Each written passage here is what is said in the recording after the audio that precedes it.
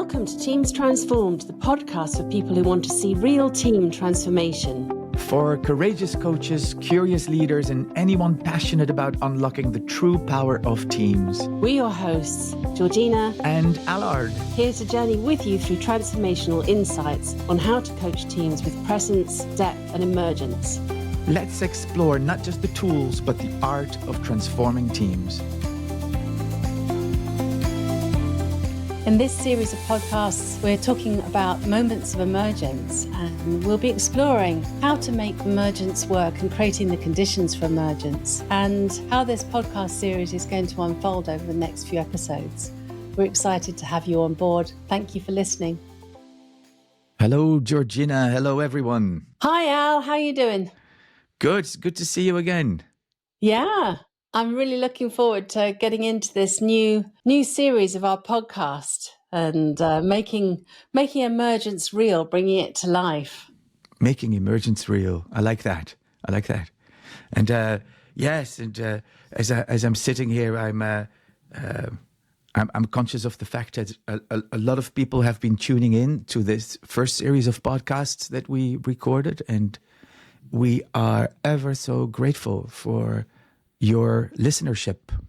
Yeah, we've had some amazing support and feedback and encouragement.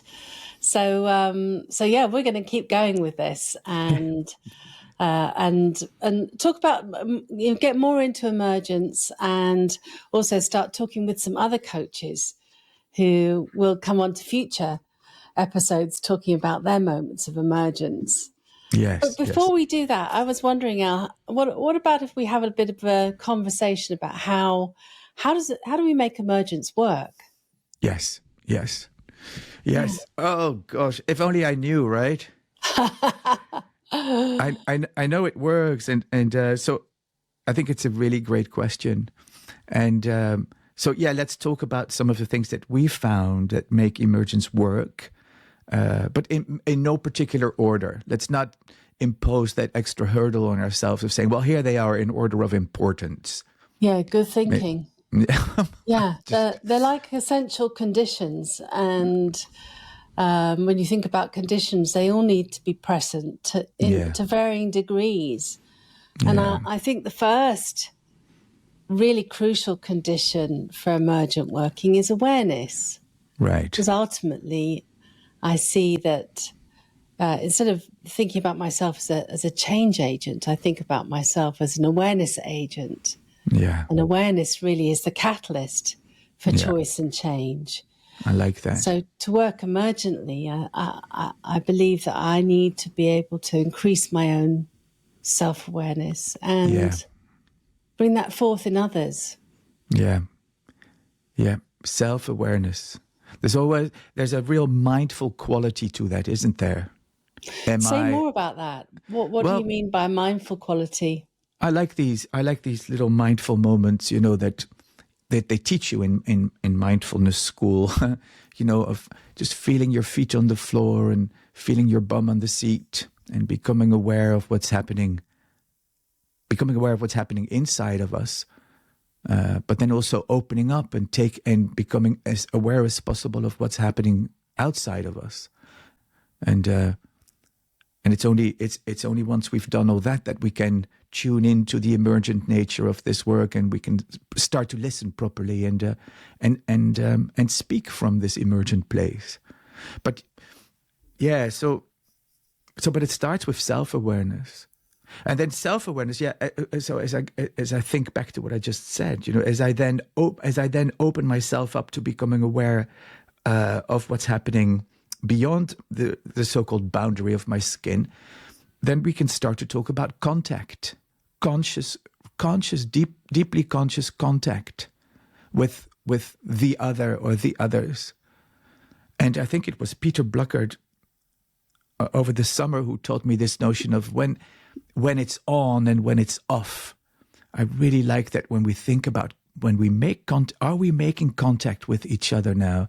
Am I making contact with what's happening? Is contact on or is it off? There's such a profound point in when I'm working with teams and observing groups in conversation, so often people seem to be missing each other. There's an absence of contact. I think that happens for myself when I'm in my head thinking about what I want to say or what I'm aware of, and I'm no longer energetically available for the other or for the group. So on for me is when I'm prepared to be influenced by what you're saying and receiving what you're saying. And when I know that you're here present to me and being influenced by what I'm saying. Yeah. And it's only then that we're really doing any work together, whether as a pair or whether this is happening in a team. Yeah, it's only then that you get into that Martin Buber territory of I, you, or I, thou encounters rather than I, it. Yeah. Yeah. Yeah.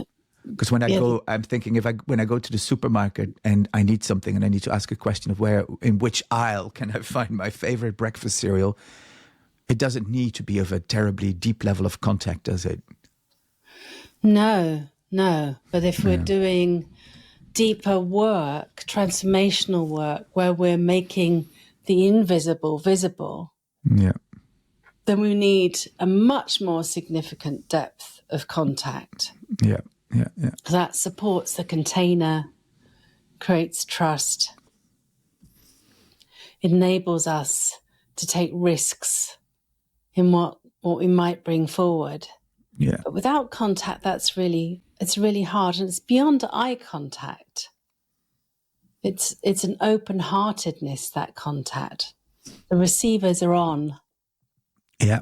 And I think that makes a real difference. Yeah.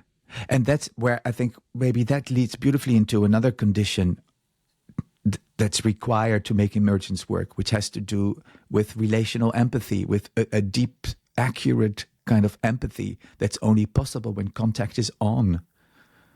Yeah. And I think empathy is one of those words that you hear used and perhaps has different meanings for different people.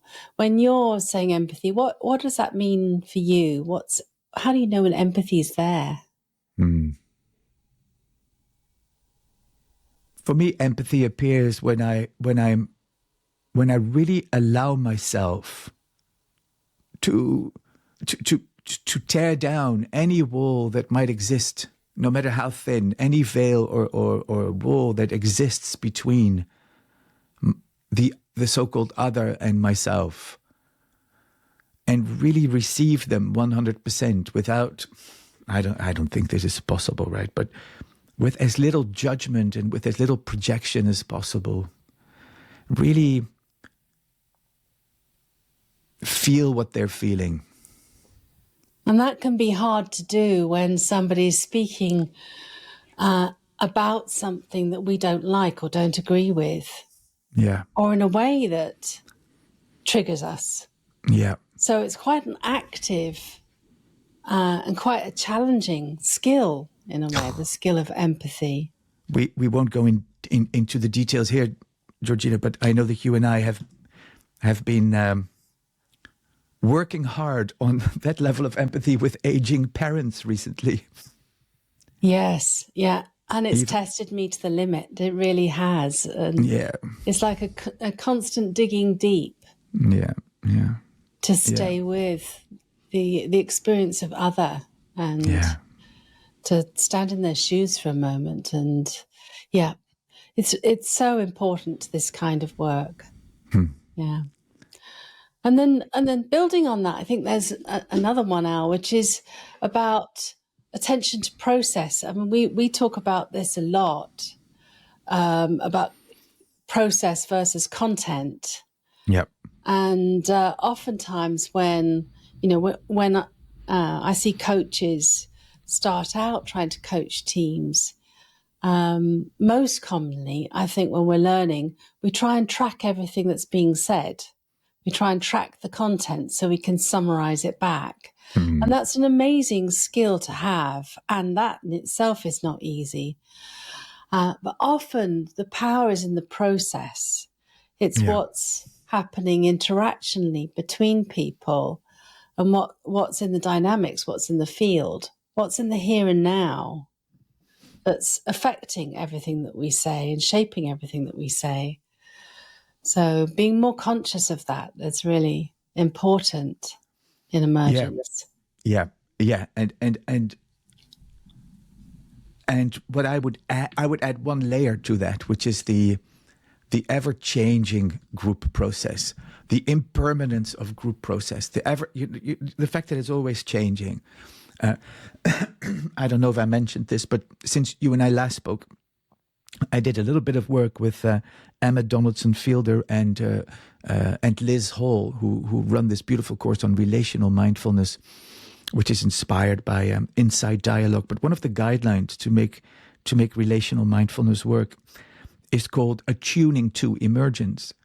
Used to be called trust emergence. It's now called attuning to emergence. So, and it's true that if we are aware enough, we go right back to that first condition, right? But if we are aware enough, we become aware of the ever-changing, impermanent nature of group process.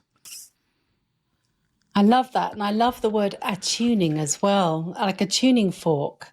Yeah. And how that's always responding to the here and now moment. Yeah. And yet we talk about being a high-performing team or highly effective team, makes it sound like a team arrives at a point and stays there. Yeah. But actually, teams are continually, and that a team process is continually shifting and changing, responding to changes in membership, changes in the climate, changes in the pressures coming at the team. So it's a living, vibrant experience, which is very energizing, exciting when we think about it that way. There's an aliveness to it. Totally. And that aliveness has to do with the energy that's there. It's really all hanging together, right? It's attuning to emergence, attuning to the energy, attuning to the level of connection, attuning to the patterns that may become figural. Yeah, as we're working. Yeah. As you're talking about what we can attune to, it's making me aware of just how much data there is at any moment in time in a room with a team, in a space when there's a group or team together. Yeah. We don't actually need a lot more data than what's there in the aliveness of the here and now moment. Yeah. And again, I'm jumping around, right? I really am jumping around, but there's something about presence that I think we need to touch upon too. I know we've talked about it in the first series, but if we're trying to compile a list of things that are necessary to make emergence work, then we need to address this notion of presence. And we've talked about it a lot, so I don't want to repeat myself too much. But there's another word that's come to my mind recently as I'm thinking about the notion of presence. Mm-hmm. And it's like an atmosphere.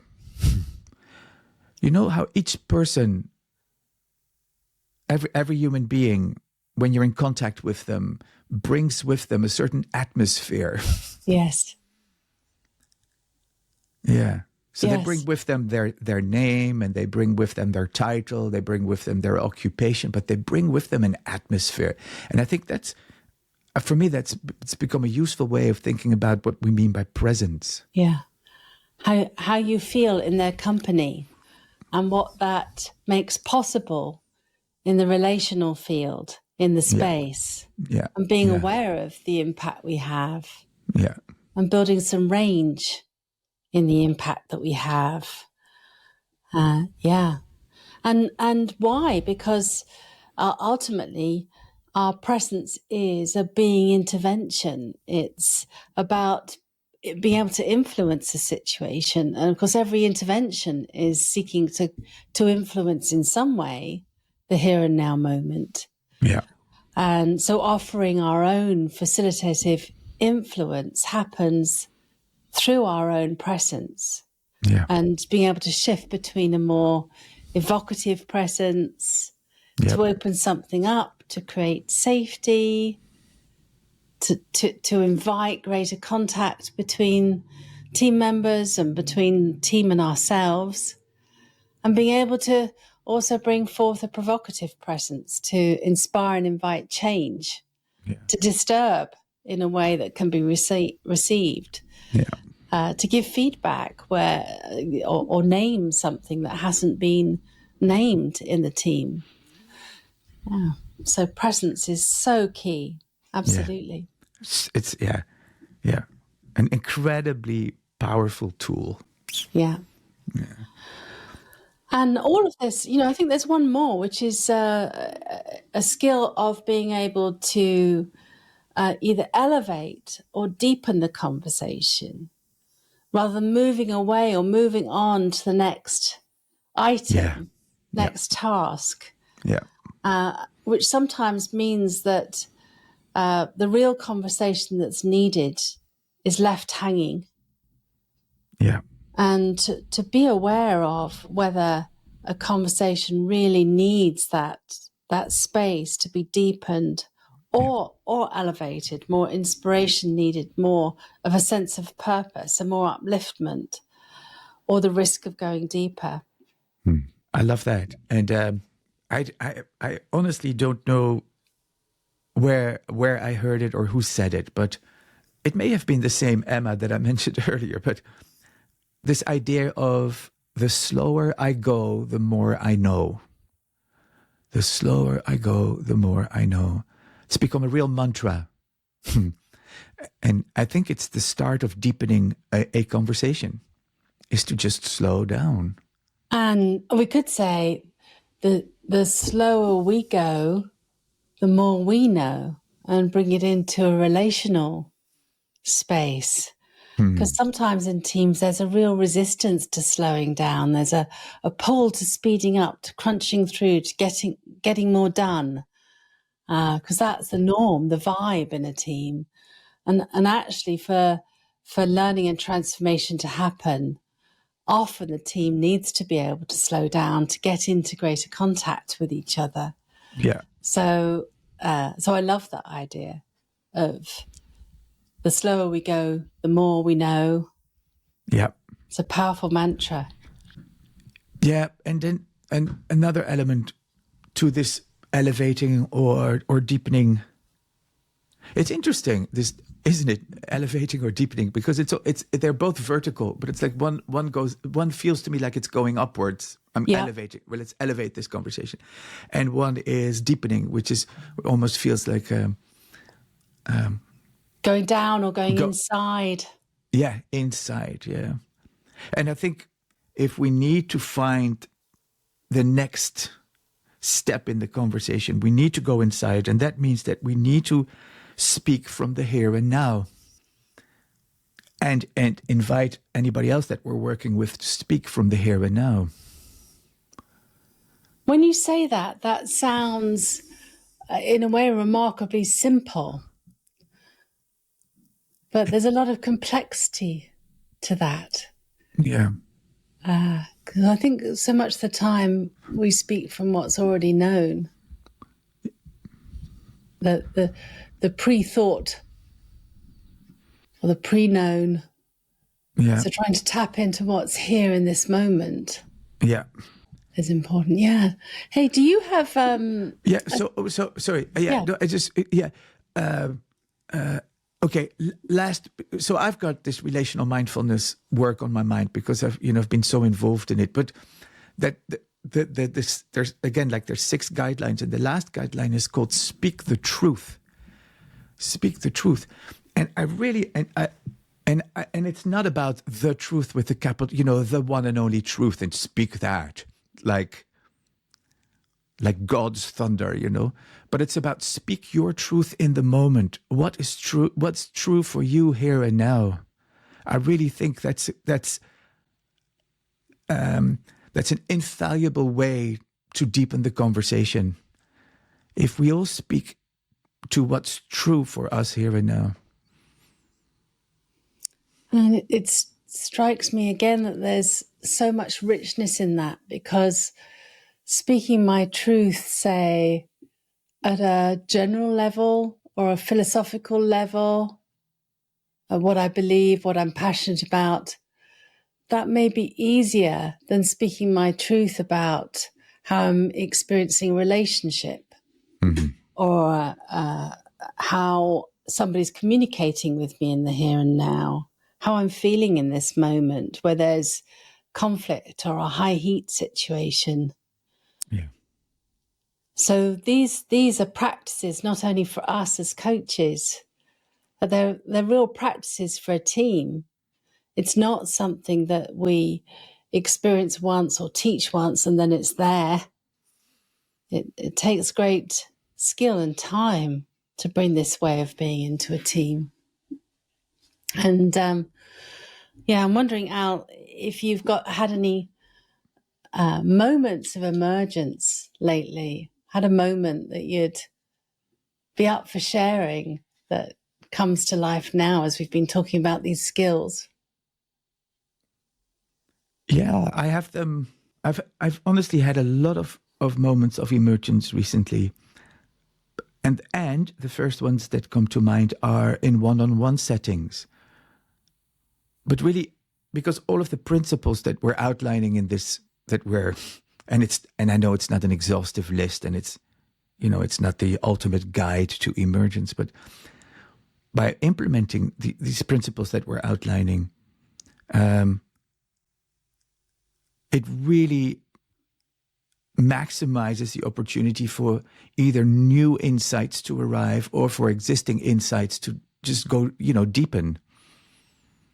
And I've had that several times over the last few weeks in one-on-one conversations. Those are the first ones that come to mind. So where something new comes out of it. Something new comes out of it. Even though I wasn't, even though I may not have been looking for it, or not something new, but something that I was already aware of, I'm now aware of at a deeper level. So I see more richness to it. It's got more texture or more color. And what's the impact of that on the go forward for you, of that heightened awareness?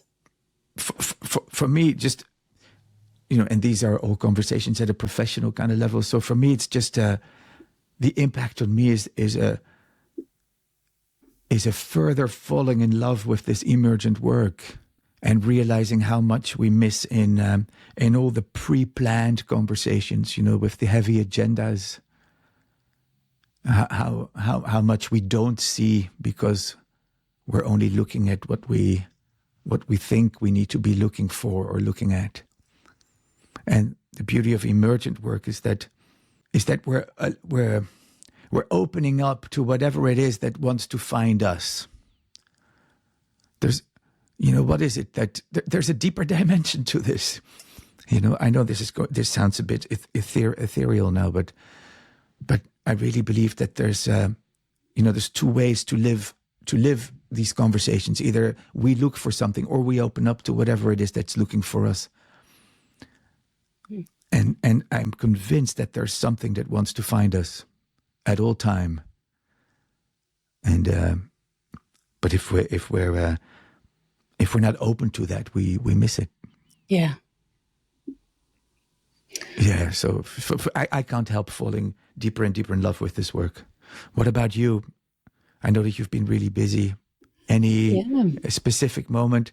And it's interesting, this notion of moments, right? Because it's all moments. Like, wow, that was an interesting moment. Yeah, I can think of two. I've been doing a lot of team coaching lately, but I'm also thinking about a conversation I had with a one-on-one client this morning who, for the client, the client had an away day with their team last week, not facilitated. She's a team lead and she decided to facilitated herself, and we'd had a conversation beforehand and generated some ideas together about how she might go about it. And we'd been talking about contact and awareness and taking the opportunity to dive deeper because they operate at such pace.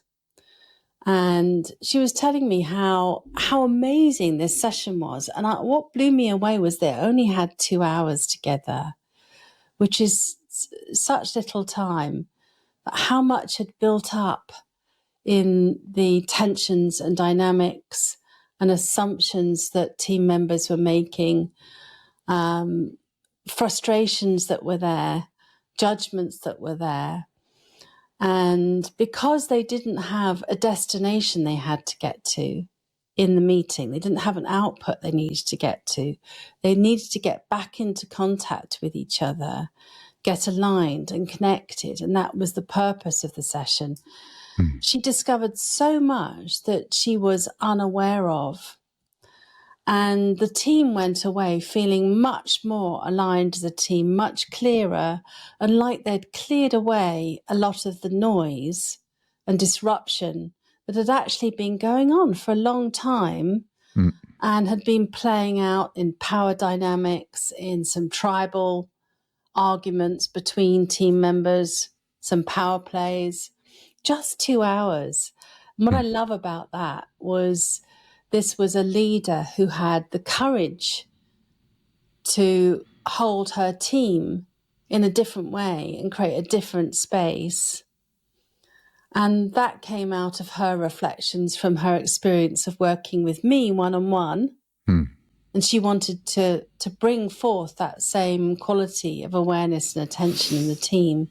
So I wanted to share that because, our work, I would say that my work with her one-on-one has influenced a team and the space of the team, and is shaping how the team are tuned to each other.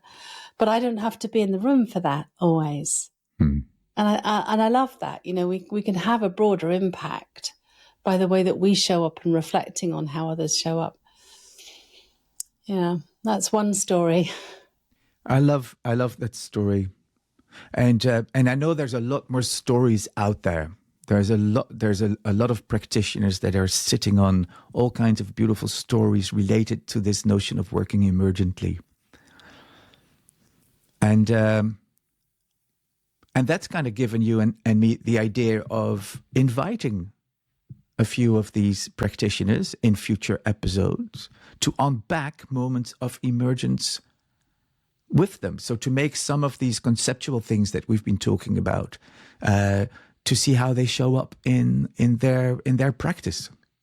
Exactly, yeah. So we want to get into conversations with some colleagues who are team coaching practitioners. When I say practitioners, they are forever practicing. Like we are, forever sharpening the saw and mastering the art of their work, discovering new aspects to themselves, new aspects to contact, to creating meaningful spaces where the work can be done. And we want to hear these real life stories and bring them to life. How did they hold the space? What happened? What did they do differently? And what's their learning journey been to get to this? Because they're all people we know who have undergone transformation themselves in terms of how they show up and work with teams. So I'm very excited about that. So stay tuned, everyone. We've got some great guests lined up, willing and ready to share their magical moments of emergence. And if you're listening to this and you're a team coach and you go, yeah, this resonates, and I'd love to be on the show to share my moment of emergence, then by all means let us know.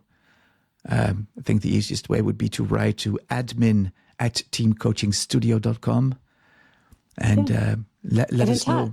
Get in touch. And meanwhile, we are recording our first guest. We're recording them in a few days, aren't we? In a few days' time. Yeah. Yeah. So together, I think we could start a movement. You and I do a lot of talking, Al, and we've shared just between us in the first podcast series. Yeah. I'm so excited about broadening this out to other voices with their own presence and style and approach. Yep. It's not just about us. This is a movement of doing deeper, more transformative work that really has a lasting, sustainable impact. And we want to make it as real as possible for people. It sounds ethereal, as you said at the start, but there's something very practical and very real and transformative about this work that we want to share with you. Teams transformed. Teams transformed, and we look forward to recording the next episode shortly. It's been a pleasure reconnecting. Yeah, thanks for now. See you soon.